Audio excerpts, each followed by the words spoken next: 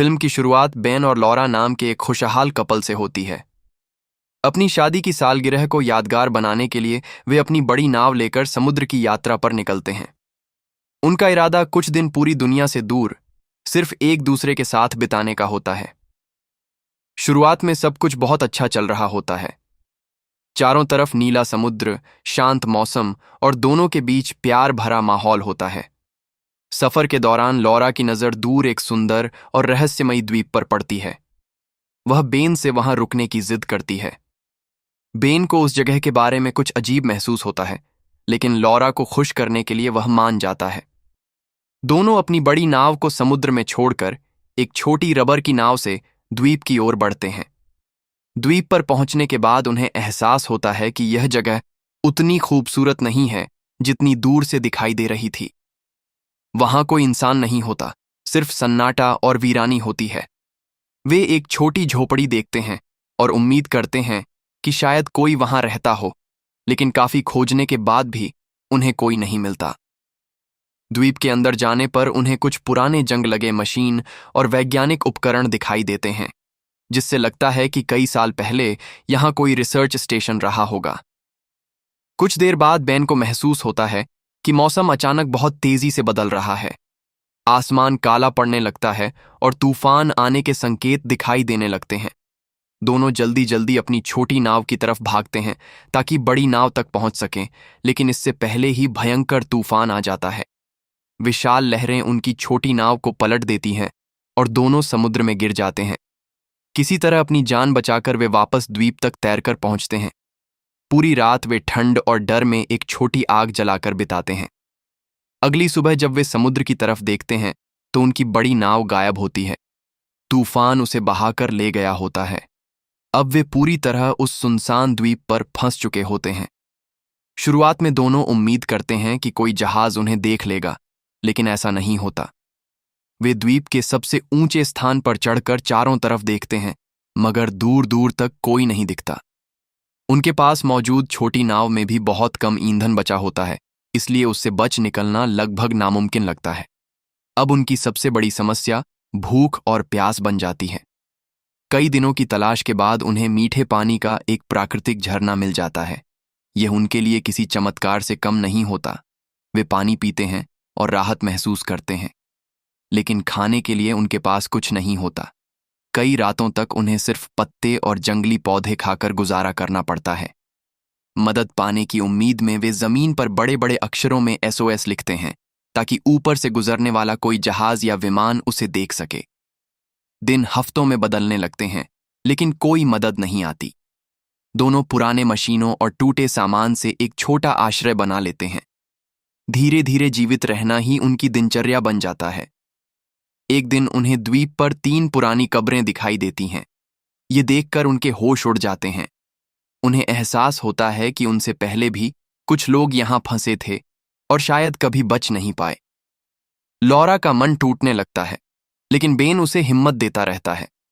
समय बीतने के साथ लॉरा की तबीयत बिगड़ने लगती है। भूख और कमजोरी के कारण वह एक दिन बेहोश होकर गिर जाती है। बेन उसे अपनी पीठ पर उठाकर वापस आश्रय तक लाता है।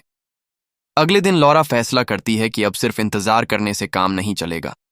उन्हें खुद शिकार करना होगा। दोनों छोटी नाव से द्वीप के दूसरे हिस्से में जाते हैं और वहां उन्हें पेंगुइनों का एक झुंड दिखाई देता है।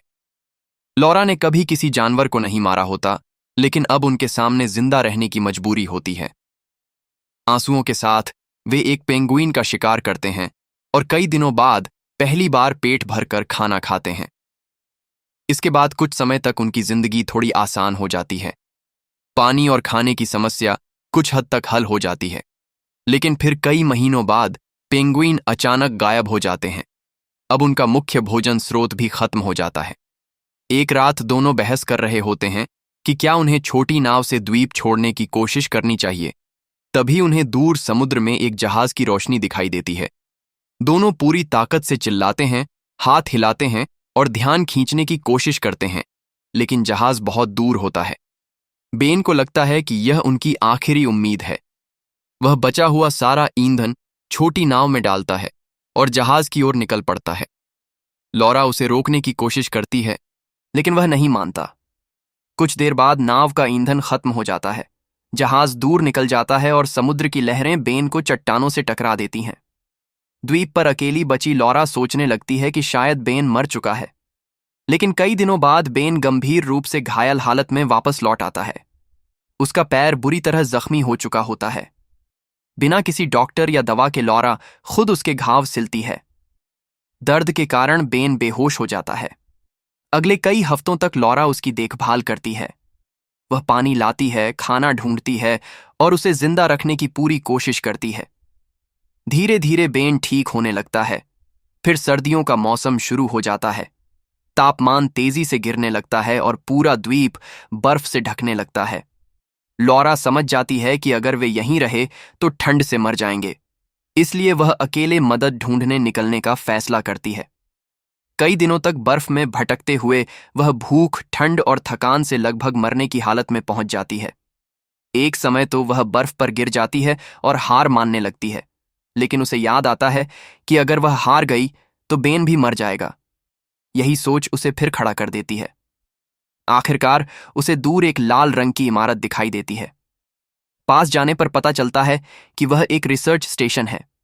अंदर कोई इंसान नहीं होता, लेकिन वहां भरपूर खाना, गर्म कपड़े, कंबल, हीटर, नक्शे और एक स्लेज मौजूद होती है। लॉरा तुरंत जरूरी सामान इकट्ठा करती है और बेन को बचाने वापस निकल पड़ती है। जब वह द्वीप पहुंचती है तो देखती है कि उनका आश्रय एक भयंकर तूफान में पूरी तरह नष्ट हो चुका है। घबराकर वह बेन को ढूंढती है और अंत में उसे मलबे के नीचे बेहोश अवस्था में पाती है। वह उसे स्लेज पर लाद कर रिसर्च स्टेशन तक ले जाती है। वहां वह उसके गीले कपड़े बदलती है, हीटर जलाती है और उसे गर्म रखती है। कई घंटों की कोशिश के बाद बेन आखिरकार होश में आ जाता है। अब पहली बार दोनों के पास सुरक्षित जगह, गर्म खाना और आराम करने का मौका होता है। वे खुशी से रोते हैं, हंसते हैं और महसूस करते हैं कि उन्होंने मौत को हरा दिया है। कुछ दिन बाद वैज्ञानिकों का एक जहाज रिसर्च स्टेशन पर पहुंचता है। वैज्ञानिक दोनों को देखकर हैरान रह जाते हैं। इतने महीनों तक सुनसान द्वीप पर जिंदा रहना किसी चमत्कार से कम नहीं था। आखिरकार बेन और लॉरा को बचा लिया जाता है। भूख, ठंड, तूफान, अकेलेपन और मौत से लड़ते हुए उन्होंने जो संघर्ष किया था, उसका अंत हो जाता है।